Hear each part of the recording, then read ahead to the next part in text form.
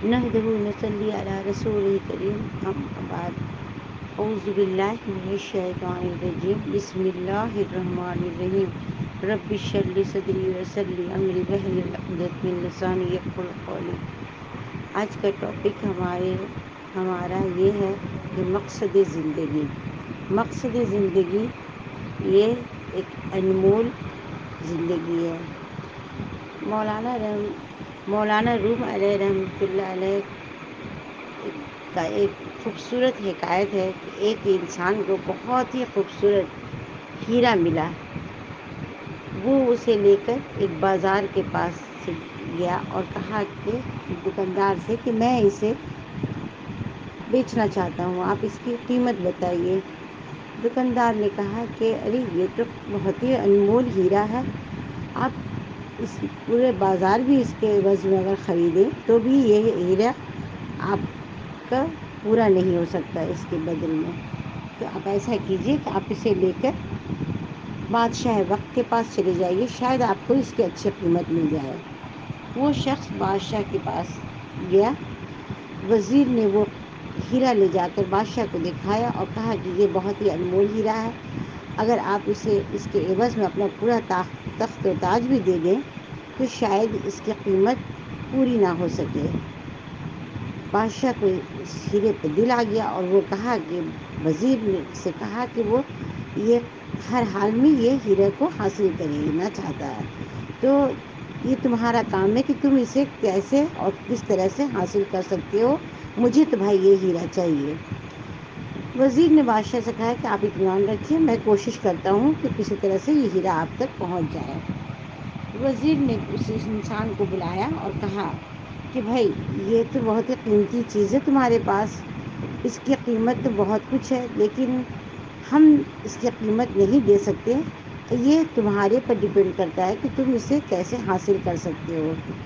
تو بولا وہ کیسے؟ کہنے لگا کہ ایسا کرو کہ تم کل صبح طلوع آفتاب سے پہلے یہاں آ جانا اور محل کے سارے دروازے تمہارے لیے کھلے ملیں گے، تم جس دروازے سے چاہنا اندر جانا اور جتنا دولت چاہے لے لینا آپ، اور اس کے وقت رہے گا غروب آفتاب تک، یعنی طلوع آفتاب سے لے کر غروب آفتاب تک آپ کو جتنی بھی دولت بادشاہ کے محل سے لینی ہے کوئی روکے گا نہیں، کوئی ٹوکے گا نہیں، اور آپ اسے اپنے گھر لے جا سکتے۔ وہ شخص بہت خوش ہوا کہ چلو بھائی اس کی تو بہت بڑی قیمت مل رہی ہے۔ وہ رات میں گیا اپنے بستر پر سویا، لیکن اسے نیند نہیں آ رہی تھی، پوری رات کروٹ بدل کر صبح ہو گئی کہ کیا لینا ہے، کیا کرنا ہے، کیا وہاں بادشاہ کے ہاں سے کیا لیں گے، یہی سوچ کے پوری رات گزر گئی، صبح ہو گئی۔ طلوع آفتاب سے پہلے اس نے جلدی محل کی طرف اپنے قدم بڑھا دیے۔ صحیح معلوم دیکھا کہ پورے دروازے کھلے ہوئے ہیں محل کے، جس راستے سے بھی چاہے وہ جا سکتا ہے۔ وزیر بہت چالاک تھا، اس نے 3 کام کیے۔ پہلا جو دروازہ سے وہ گیا تو دیکھ رہا ہے بہت ہی عمدہ لباس لگے ہوئے ہیں، پورے ٹنگے ہوئے ہیں، ایک سے ایک شاہی لباس۔ وہ شخص بہت دیکھ کر کے خوش ہوا، یہ کبھی پہن رہا، کبھی وہ پہن رہا، کبھی یہ پہن کا اینا کے پاس دیکھ رہا کہ ارے میں تو وہ شہزادہ لگ رہا ہوں۔ اس طرح سے کرتے کرتے اس نے 4 5 6 جوڑے پہنے، بدل کر ایک بہت پسند آیا وہ پہنا، میں تو بہت ہی اچھا شہزادہ لگ رہا ہوں، اب یہی کافی ہے، یہی پہن کر کے آگے بڑھا۔ ابھی تو بہت وقت ہے، ابھی تو 8 بھی نہیں بجا ہے، چلے اس کو پہن کر کے آگے چلتے ہیں۔ آگے جب بڑھا تو دیکھتا ہے کیا، طرح طرح کے شاہی کھانے لگے ہوئے ہیں، پورے دسترخوان بچھے ہوئے ہیں، ایک سے ایک کھانے۔ وہ تو رات بھر کا بھوکا تھا، کھانا تو کبھی دیکھا بھی نہیں تھا اتنا شاہی کھانا، کبھی یہ کھا رہا، کبھی وہ کھا رہا، کبھی یہ کھا، اس طرح سے کھاتے کھاتے اس نے پورے پیٹ بھر کے کھانا کھا لیے۔ بولا اب تو بہت کھا لیے، ابھی دیکھنے وقت ہے تھوڑا آگے بھی دیکھتے ہیں کیا ہے۔ آگے جب بڑھا تو دیکھ رہا ہے شاہی بستر لگے ہوئے ہیں، بہت خوبصورت بستر، گدے لگے ہوئے ہیں، قمیضیں پنکھا جھلنے کے لیے کھڑی ہیں آرام دینے کے لیے. وہ سوچا ابھی تو بہت کا وقت ہے, ابھی تو 8 ساڑھے 8 بجے ہیں, پورا دن باقی ہے, چلیے تھوڑا آرام کر لیتے ہیں. ادھر پوشاک بھی اچھا پہن لیا, کھانا بھی کھا لیا, اب بستر دیکھ کے آرام کی خواہش ہوئی تو چلے بھائی ذرا سا لیٹ لیتے ہیں, پھر تو بہت وقت ہے اپنا سامان لینے میں. یہ سوچ کے وہ بستر پہ گیا. رات بھر کا تو جاگا ہوا تھا ہی, پیٹ بھی کافی بھر چکا تھا, بہت گہری نیند سویا. اس کو احساس ہوا کہ کوئی مجھے اٹھا رہا ہے. بھائی اٹھیے اٹھیے, کیا ہوا؟ ارے آپ کا تو وقت ہو گیا, آپ اٹھیے, چلیے ٹائم از اوور, اب ختم ہو گیا وقت آپ کا, غروب آفتاب تک کا وقت تھا, غروب آفتاب ہو چکا ہے, اب چلیے. ارے ارے میں نے تو کچھ نہیں لیا, ابھی مجھے یہ لینا ہے, مجھے وہ بھی لینا ہے, تھوڑا سا وقت دے دو. اب کچھ تو میں نے لیا نہیں, سارا دن تو میں نے کچھ سامان اکٹھا نہیں کیا. اس طرح سے وہ پریشان ہو گیا. بھائی مجھے ذرا وقت نہیں, کوئی وقت نہیں, اب ٹائم ختم. وعدہ یہی تھا کہ طلوع آفتاب سے غروب آفتاب تک کا مہلت تھا, اب تو مہلت آپ کی ختم ہو گئی. اب آپ شرافت سے نہیں مانیں گے تو آپ کو اٹھا کر باہر پھینک دیا جائے گا. وہ دم بے چین, لاسٹ میں وزیر اسے اٹھا کر محل سے باہر پھینک دیا. وہ انسان افسوس مرتا رہ گیا, کاش میں کچھ لے لیتا, کاش میں تھوڑا اور لے لیتا, میں کھانے میں وقت نہیں گزارتا, میں کپڑا پہننے میں وقت نہیں گزارتا, میں تھوڑا آرام کر لیتا, اتنا سوتا نہیں, تو آج میں کچھ لے کر جاتا, آج میں خالی ہاتھ جا رہا ہوں.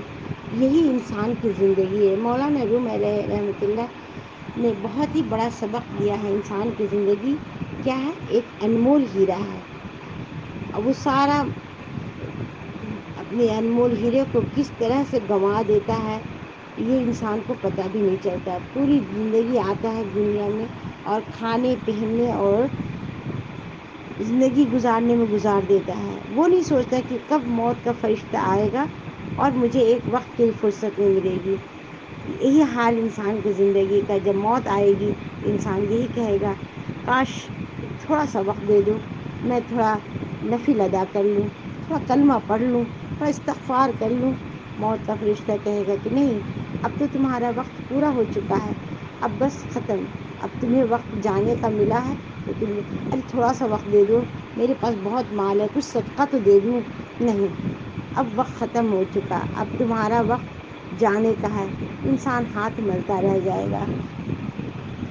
راز کی بات یہ ہے کہ کلمہ طیبہ کے بھی 2 حصے ہیں, دونوں حصے بے نقطہ ہیں. پہلا حصہ مقصد زندگی سکھاتا ہے اور دوسرا حصہ طرز زندگی.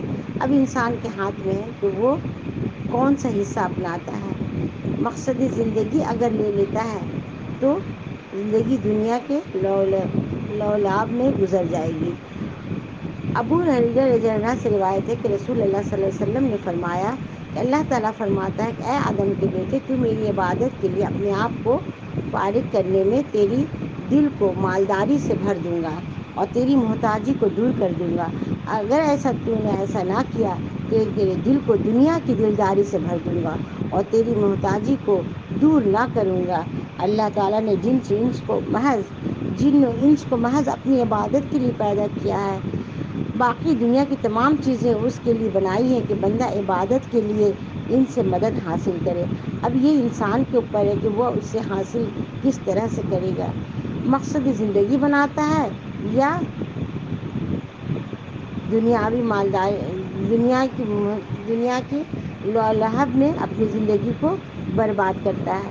اس لیے کہ بندہ سے مطالبہ ہے کہ وہ اپنی زندگی کا ہر لمحہ عبادت الہی میں گزارے.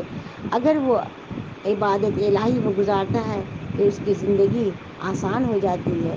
موت کے وقت بھی اسے آسانی کی موت ملتی ہے اور زندگی میں بھی اسے جو بھی کام کیا ہے اس کا پورا پورا بدلہ ملتا ہے. انسان اپنی زندگی کو صرف اپنے مقصد الہی میں گزار دے تو اللہ تعالیٰ اسے دنیا میں بھی اچھا سے رکھتے ہیں, سکون زندگی ملتی ہے اور موت بھی آسان ہوتی ہے. اور دنیا تو ہماری ایک سرائے ہے, وہاں جہاں ہمیں زندگی پوری گزارنی ہے اس کے لیے ہمیں اپنی زندگی کی ساری کمائی کو اکٹھا کر کے لے جانا ہے تاکہ وہاں کی زندگی آسانی سے گزر جائے. ہمیں اپنی زندگی کو مقصد زندگی بناتے ہوئے اللہ کی راہ میں اپنے آپ کو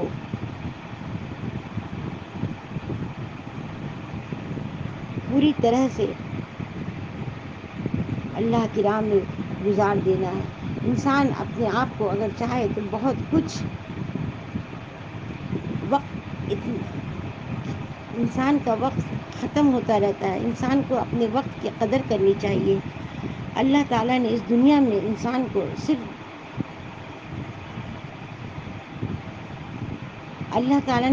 انسان کو مقصد دے کر بھیجا ہے، اور ہم نے خود اپنے مقصد کو منتخب کیے ہیں، اور ہماری عقل بھی بہت چھوٹی ہے۔ ماں باپ نے اپنے بچوں کو مقصد دیتے ہیں کہ بیٹے تجھے ڈاکٹر بننا ہے، وہ سمجھتا ہے کہ شاید میں پیدا ہی اس لیے ہوا ہوں کہ میں ڈاکٹر بنوں گا۔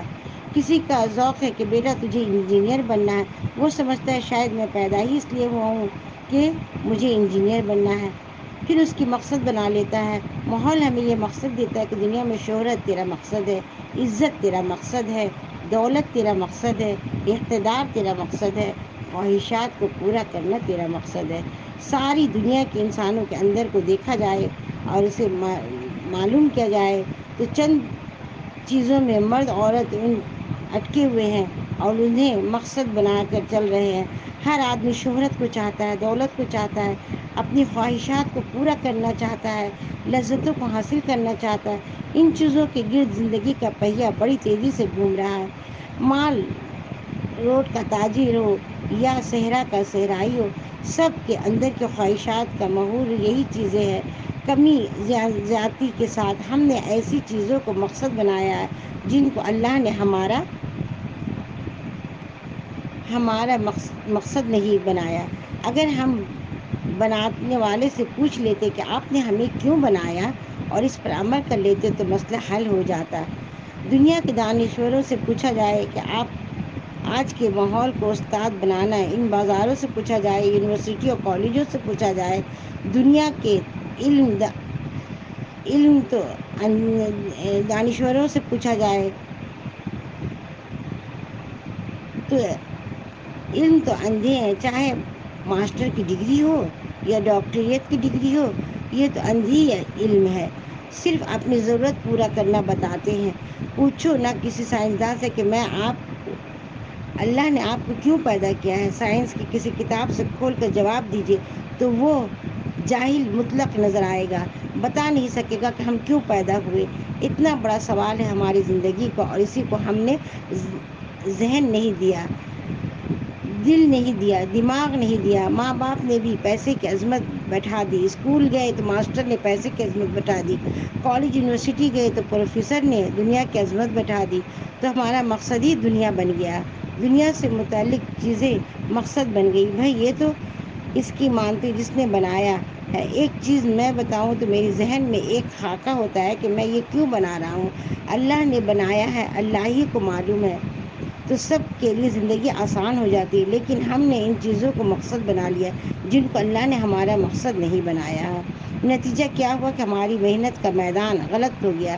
غلط میدان میں چلنے والا کبھی اندر میں چین نہیں پا سکتا۔ ایک گاڑی مین سڑک پر جا رہی ہے، اچانک وہ مین روڈ سے ہٹ کر کچے راستے پر چل پڑے تو گاڑی بھی چیخ اٹھتی ہے اور گاڑی والے بھی چیخ اٹھتے ہیں کہ مین روڈ سے گاڑی ہٹ گئی ہے۔